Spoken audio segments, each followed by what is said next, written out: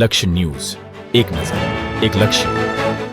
શિયાવાડા ગામ ખાતે બબાભાઈ બેલદારની 18મી પુણ્યતિથિ નિમિત્તે આઈસ્ક્રીમ વિતરણ. ધોળકા તાલુકાના શિયાવાડા ગામે સ્વર્ગસ્થ બબાભાઈ બેલદારની 18મી પુણ્યતિથિ નિમિત્તે તેમના પરિવારજનો દ્વારા સેવાકીય પ્રવૃત્તિઓનું આયોજન કરવામાં આવ્યું હતું. આ પ્રસંગે શિયાવાડા પ્રાથમિક શાળાના વિદ્યાર્થીઓ તેમજ ગામના નાના મોટા બાળકોને આઈસ્ક્રીમ કોનનું વિતરણ કરવામાં આવ્યું હતું. ગરમીના સમયમાં બાળકો માટે આઈસ્ક્રીમ વિતરણ આનંદદાયક બનતું હોય છે. આ વિતરણ કાર્યક્રમ દરમિયાન બાળકોમાં ખૂબ જ ઉત્સાહ જોવા મળ્યો હતો અને તેઓએ આનંદપૂર્વક આ પ્રસાદી સ્વીકારી હતી.